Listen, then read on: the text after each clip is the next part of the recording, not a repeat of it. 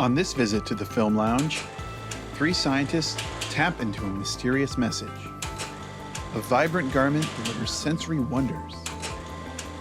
The natural world invites us to commune. We spotlight a Southern Iowa Film Festival. A wrestler turns pro before our eyes. And an experimental trip through light and pattern. Grab your popcorn. The curtain's about to lift at the Film Lounge. Funding for this program was provided by Friends, the Iowa PBS Foundation, as well as generations of families and friends who feel passionate about the programs they watch on Iowa PBS. The Film Lounge is produced in partnership with the Iowa Arts Council and Produce Iowa.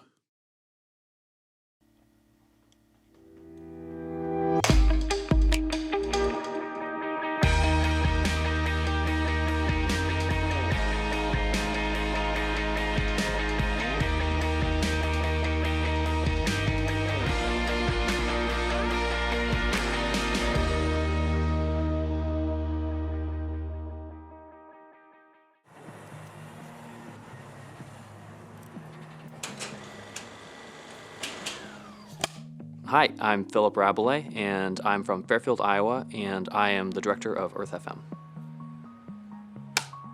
Because I have a background in music, emphasizing the sound design is always on my mind, and specifically kind of surreal sound design that makes the world of the film strange by the sound itself.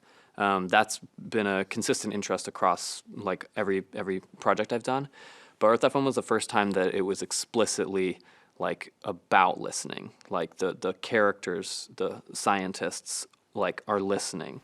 The whole thing was structured as kind of like a nudge or an invitation to have listening be the primary focus. These scientists are listening to the planet, and what they get out of that, or what you get out of that as an audience, is abstract. It's intentionally and hopefully abstract, but I hope in a sense cathartic. Earth FM was the first time that I had more than two actors in a film, which is kind of ridiculous. But I wanted to have a film that was structured this way, where it's these little kind of vignettes that are interplaying with each other and slowly sort of come together. I think this is across the board with movies that I make and am interested in making, is I really crave this phenomenon where I have a kind of cathartic emotional experience with the movie, but I can't fully identify what narratively has created this catharsis. And I associate this a lot with music because could you clearly identify what about X song, how it affects you? And so I think for me, I'm trying to find that in film form, where there is a narrative and there is a world around the film, but it leads to this point of catharsis that's a little more abstract and a little bit harder to pin down or define. I think for me, that final song in Earth FM unlocked that.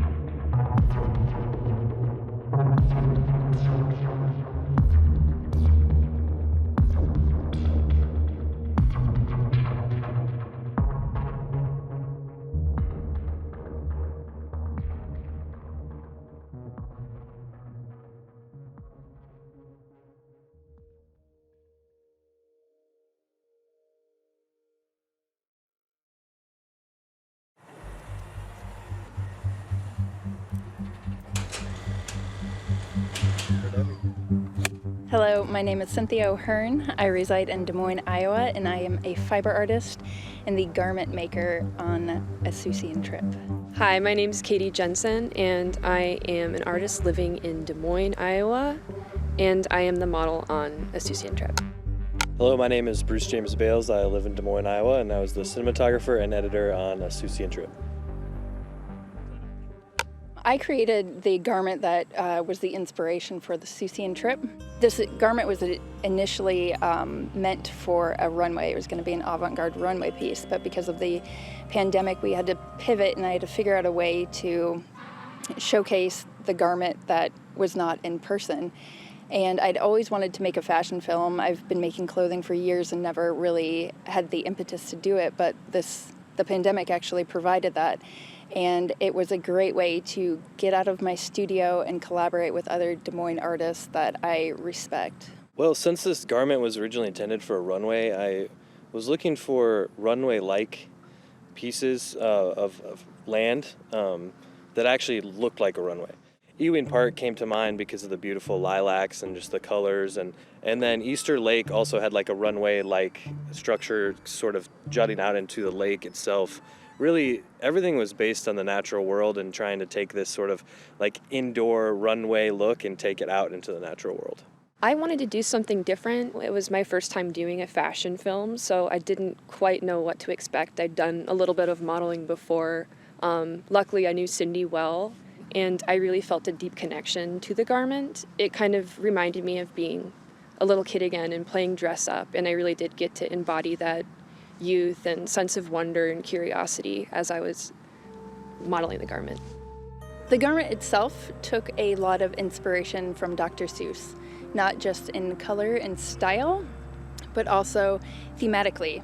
So just as Dr. Seuss created these whimsical, wonderful worlds that also had a story underlying them, we wanted to create a fantastical landscape for Katie to meander through and to inspire a sense of awe in viewers as you watch her reconnect with nature. Also, to have viewers pause and sort of consider that the choices we make in our creative practices have an effect on the environment as well. So the garment was made from completely sustainable art practices. It was made from upcycled clothing, so I wanted sort of a tone of environmental consciousness to be underlying the film as well.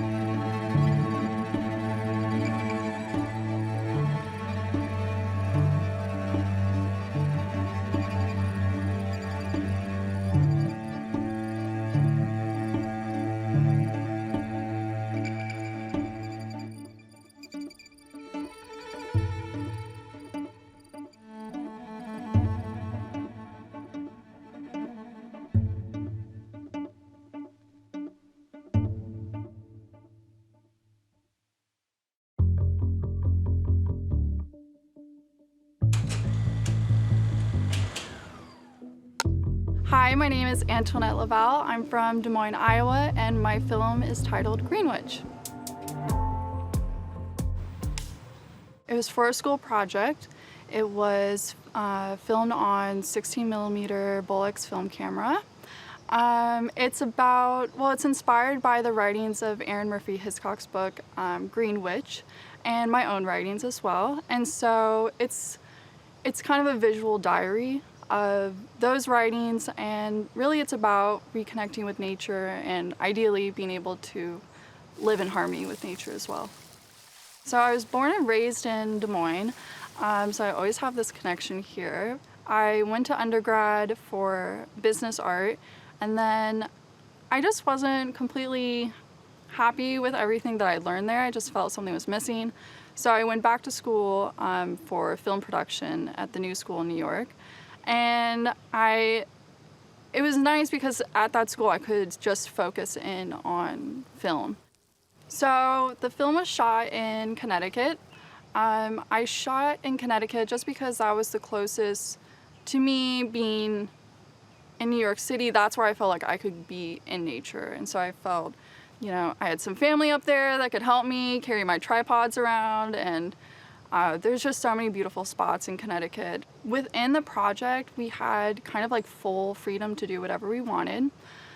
We were able to have 2 film cartridges to use up, and then, I had to learn how to read lighting right, and I had to make sure that things were in focus. So shooting on the Bolex was stressful, but it was kind of fun, and it's like a pat on the back when you get it right. And, you can practice, and film is expensive, so you can't practice that much, but you can just kind of know what you're doing. But then at the end of the day, I feel like luck also kind of plays into it. What begins in my backyard will reach the lives I cannot begin to see or know. I don't know if I got that sense of victory or, that aha moment right away. I do think after I got the film back and you kind of wait around for a couple weeks, that's when I was like, oh yeah, a little pat on the back. We're gonna have something here. The roll didn't come back completely blank. There's something we can work with. So I would say it was a little bit delayed. It wasn't that instant gratification, but yeah, over time.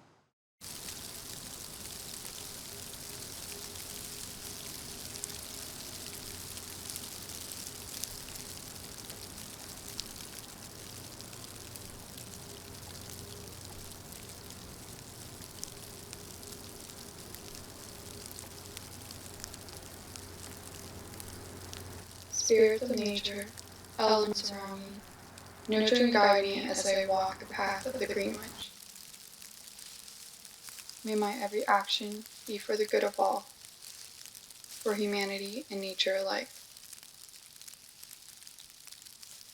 Bring me wisdom, peace, serenity, and balance as I walk this path.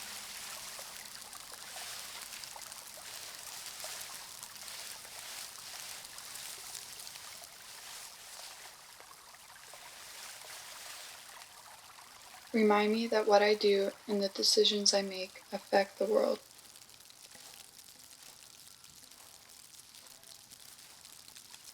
That what begins in my backyard will reach the lives I cannot begin to see or know.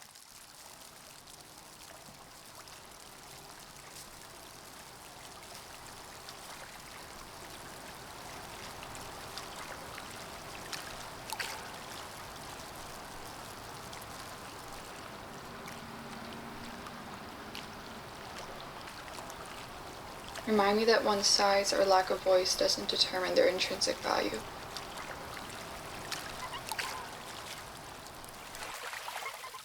That we all have the right to live and share the earth regardless of shape, color, or size.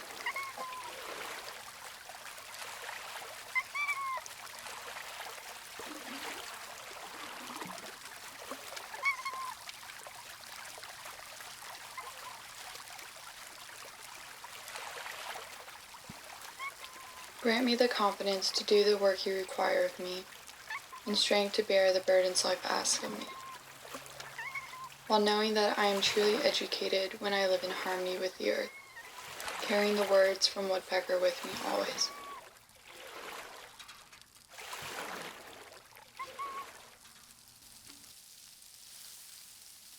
I swear to guard the soul of nature, to work with nature, to honor nature, and all who compose nature's multitude.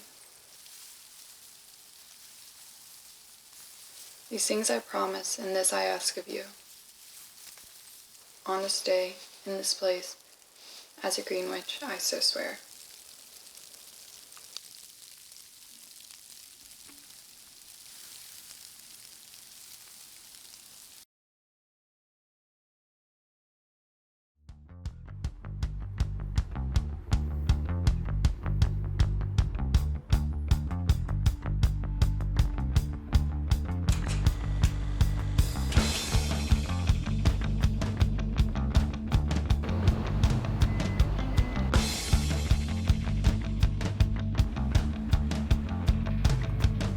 We are in our 9th year. The Snake Alley Festival Film is a short film festival. It runs 4 days long.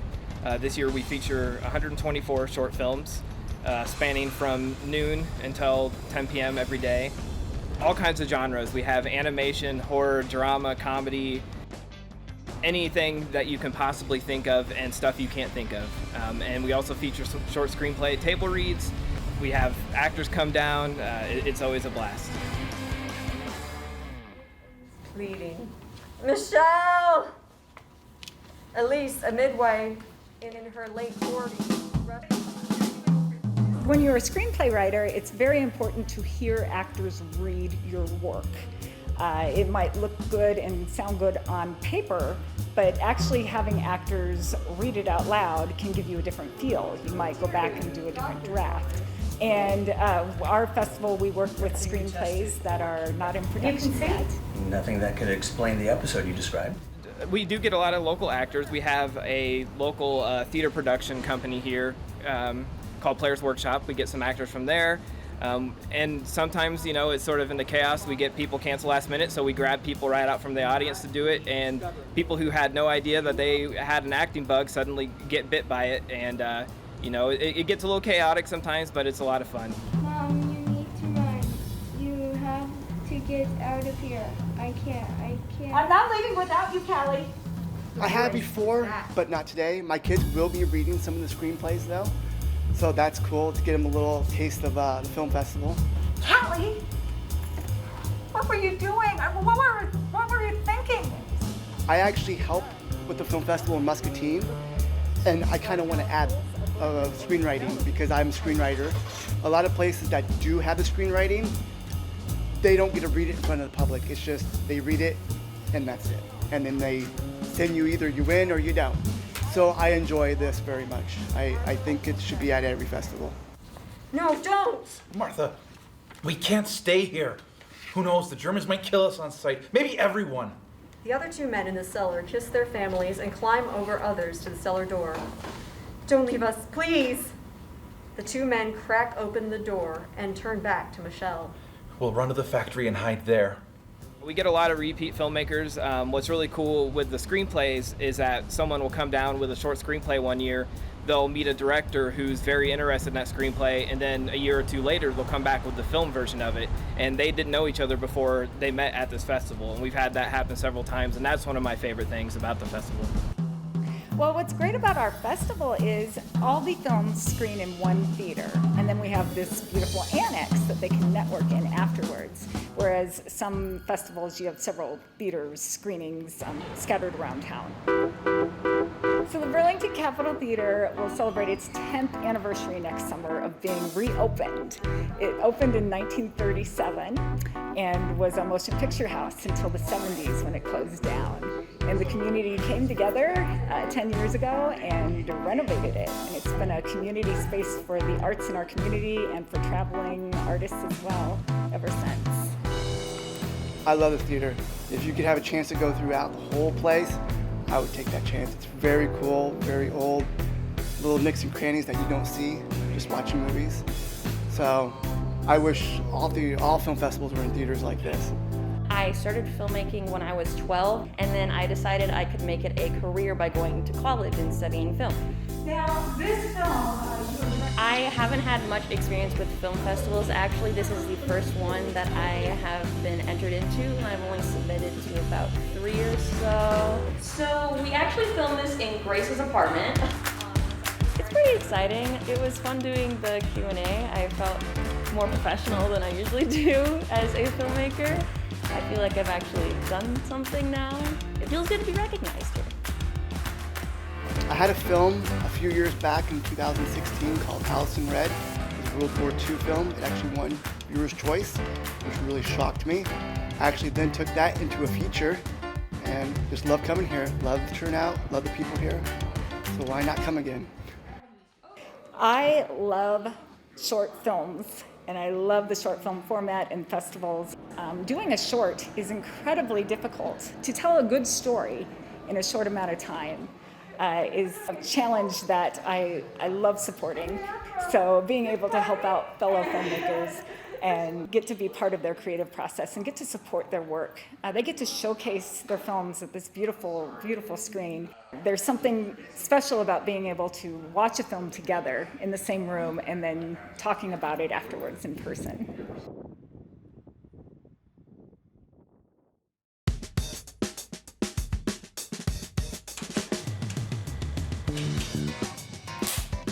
Hello, my name is Connor Hopkins. I am from Decorah, Iowa. I am a filmmaker and I'm the creator of Debut. This story is about this young man, Braden, as he'll soon be known, Damien, about him journeying from his last few days of training to be a professional wrestler, and then following him up to his first match and a little bit of the aftermath after that. But really what I think this film is about is a subculture that doesn't get analyzed very often, the world of professional wrestling and sort of the spectacle and everything that goes into being a professional wrestler. It's your story of like an event, of a big event happening, but at the same time it's also kind of a story of an important moment in someone's life. Here at Luther, thankfully, we are allowed and encouraged to sort of come up with our own projects. One that gets done commonly is create a documentary film as sort of a capstone. Unfortunately, the week that I was scheduled to begin production on that film for that class, we got sent home from Luther, and the pandemic sort of ended everything. So I had this movie about pro wrestling written, and I knew that I wanted to get it made. And so it just luckily turned out my friend Braden was set to have his first match. I wanted to tell people about this thing that I do every weekend without having to resort to jokes about it like I usually do. I'm always responding with something like, yeah, I dress up in tights and I hit people in the head with chairs every weekend. And what I really wanted to do with this film is show people that it's a little bit more than that, that there actually is, an emotional connection and a subculture and like a group of people that genuinely enjoy doing this. Kind of quickly what it turned into was what I hope is a little bit of an inspirational message just for people who, have that dream that they want to accomplish. My debut is in 2 weeks. I have waited 2 years for this.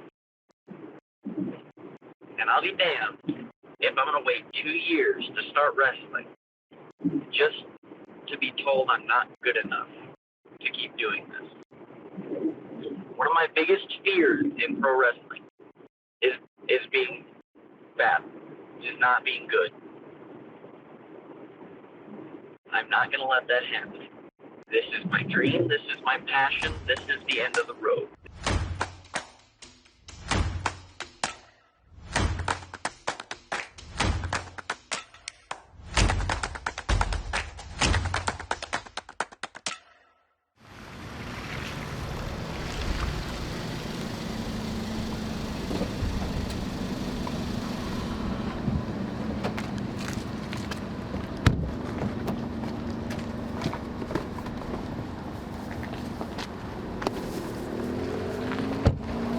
My name is Braden Bend, and I'm going to be a professional wrestler. My debut is Saturday, September 12th, 2020.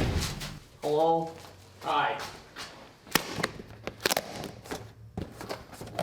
What if it's awful? It'd be great. That'd honestly be great. Oh. When I first got into wrestling, I was 3 years old. I was watching the television as my brother was watching wrestling, and that was it. So actually, I do have the precise moment that I knew then on I was going to be a professional wrestler. I was watching a show, a Dreamwave wrestling show in LaSalle, Illinois. It was the final Dreamwave show, and it was the final match. And all the wrestlers came out from the locker room, and we all swarmed the ring as the final pin was being counted. And I looked around and saw the atmosphere and was like, I want to create moments like these for a living.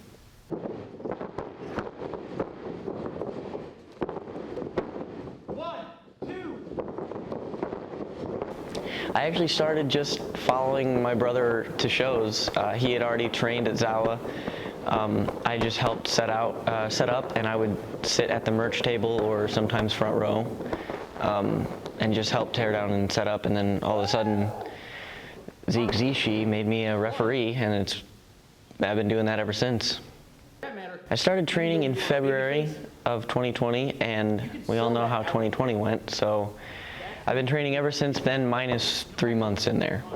Training has been one of the most amazing experiences ever. I've been able to train with people that I grew up watching on the indies, and even some that I've seen on TV, and it feels really rewarding to finally be able to learn something that I've always wanted to do.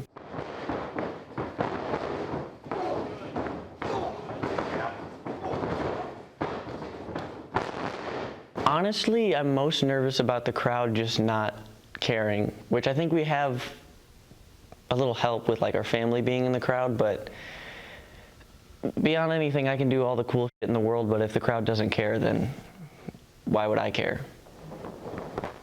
There's been many nights where we would just, like, he would text me or I would text him, see what's going on, and we would come to this ring in 1 in the morning just to come up here and think of spots to do and think of structuring. And I would definitely be thinking all the time at work of, like, what I wanted to do in this, slowly piecing it together with my trainer, getting it to where it makes sense. And we have it down now and even nitpicked at this point, so we've been preparing for a couple months now, ever since we found out that it was going to be us, so I'm excited. I know as soon as either one of our music hits, especially mine, my heart's probably going to drop, because it's like, this is it, you know? But overall, I'm feeling pretty good.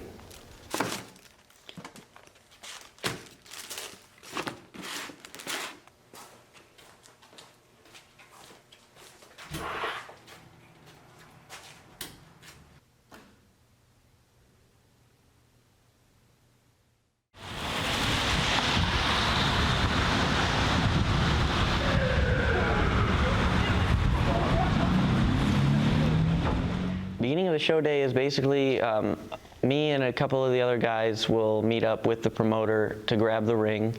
We'll go to the venue and set up the ring and get the cross cables tightened, the ropes tightened correctly, make sure that the ring is set up safely for the performers on the show. Yeah, basically just making sure everything is show ready, getting the curtain up, all the sound equipment up, and yeah, making sure we put on a good production. That's what I got. Wrestling is very, very old school. Going into the locker room, new guys or old guys, doesn't matter. You shake their hand, you say hello to everybody, you pay your respects to the people who come before you, and even then, the people who came before will pay their respects to the people who will come after them. It's very respect-based business. We're setting up the ring. Ow! We're getting the side support beams in to where we can set up the beams and boards. He's not just that. He's the world's greatest. They're tired. I saw him. Well, not quite the day I was looking for, but we'll get through it.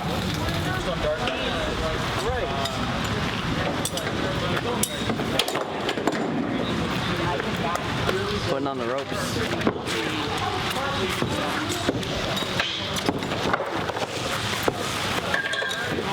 Here. Up. 6, 7, 8, 9, 10. You're gonna catch you. You were in the back. I know that the closer I get, the more nervous I get, even though I know that we have this match down. And yeah, the closer we get, the more nervous I get. That's really cool. And you were just flying random. I'll pay you.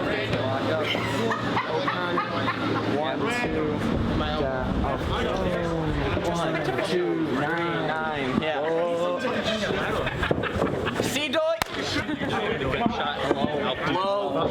Good to see you. Are you excited? Are you ready for this?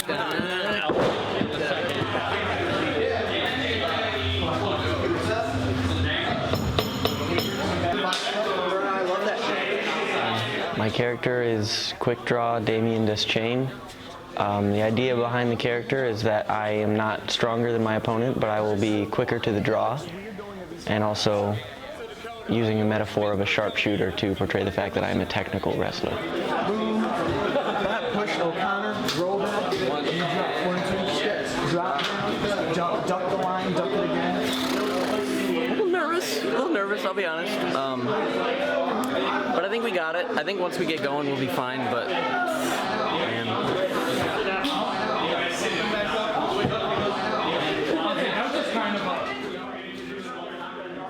Honestly, the only thing that was in my mind was, here we go. And from the moment that I stepped out of the curtain and got into the ring, until the match started, it felt like I was genuinely dreaming.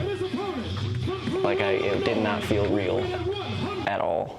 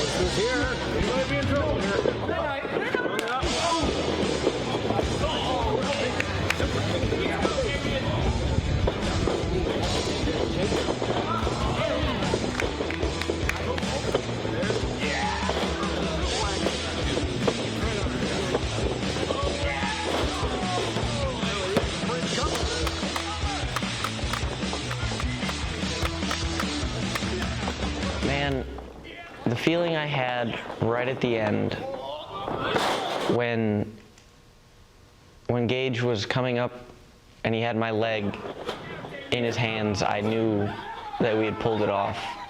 And I was looking up at the sky. I felt very satisfied with how it had gone. And it was a rush of contentment.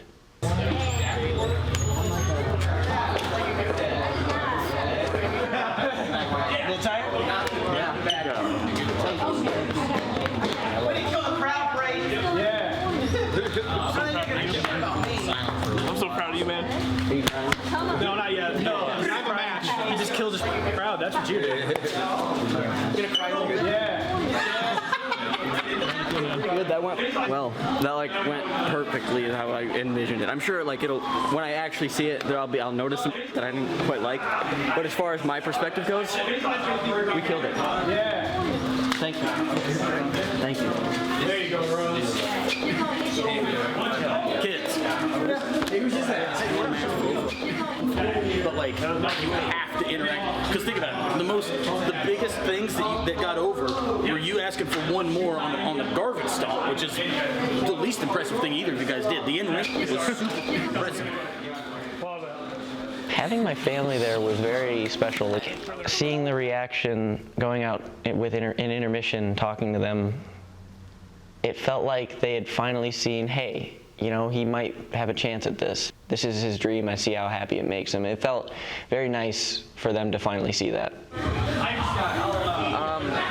I feel pretty good. I feel at peace, kind of, in a way. I don't know. It's a strange feeling. I'm excited for what this crazy business has in store for me in the coming years.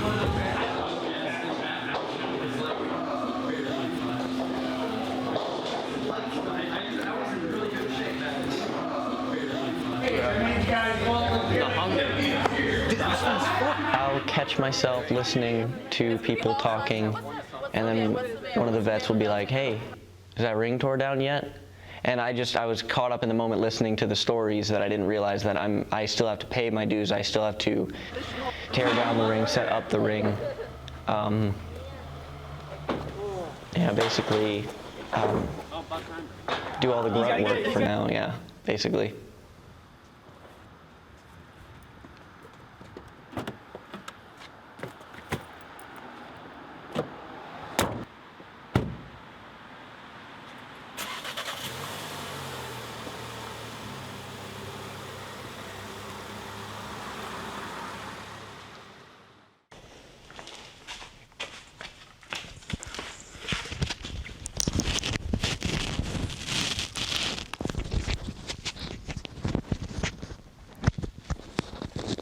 How do you think last Saturday went?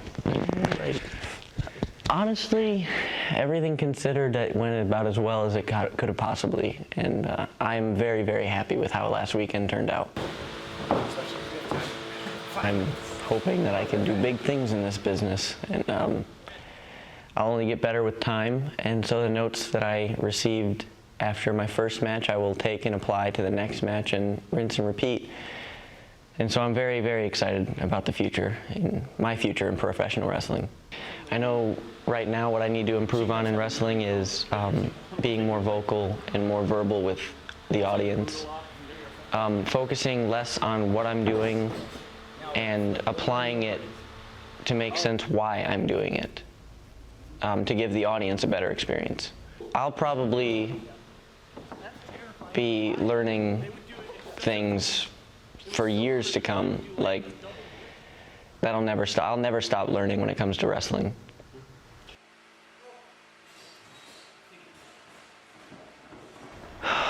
What's next for me in wrestling? That's a difficult question because I mean, you never know what the future holds.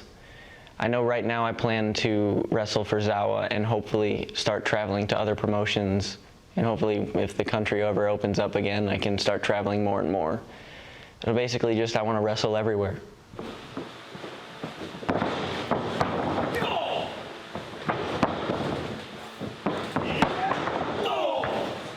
Ready? It's kind of hard to put into words how much wrestling means to me. I mean, it's been a home away from home that I never thought was quite possible. It's given me memories that are irreplaceable, and yeah, it just means the world to me.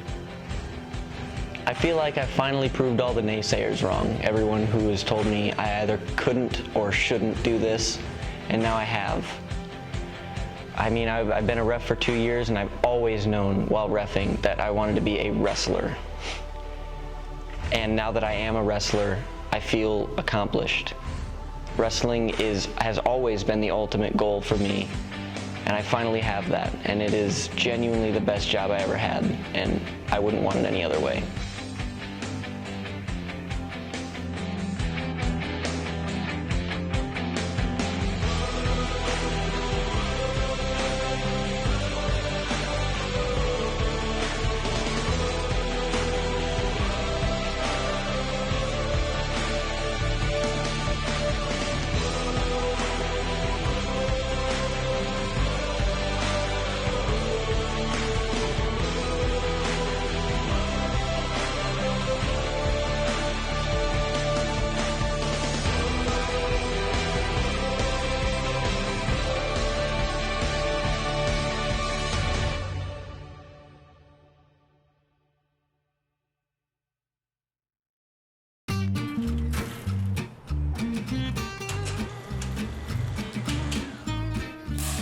Hello, my name is Amanda Tate. I'm an interdisciplinary artist in Des Moines, Iowa. The name of my piece is The Atmosphere. The Atmosphere is an experimental short film, originally not intended to be a short film at all. During early in the pandemic, I had to shift my focus a bit. Previous to that, I did a lot of participatory practices and collaborative art making and meaning making, and really had to find some new ways to work more independently. So this film was a series of experiments that I did in my dining room, really just trying to see how the interplay of the media was working with movement. And I was doing a series of practices or experimentations in preparation to make my first short film. And so some of these experiments ended up shaping into short films like this one that I set to music. Once I sat down and, looked at the footage, I was like, what if I just cut it together? And it just really kind of naturally lent itself to having this shape. What I learned is that I really approach digital media and film and performance for video very much from the eyes of an artist, almost like a collage maker, or a collage maker that is a collage that's unfolding over time. So I really view it ultimately as a visual experience, much in the way that you would look at a work of art, rather than being something narrative or storytelling. So more that it creates a mood or maybe an atmosphere, or an essence.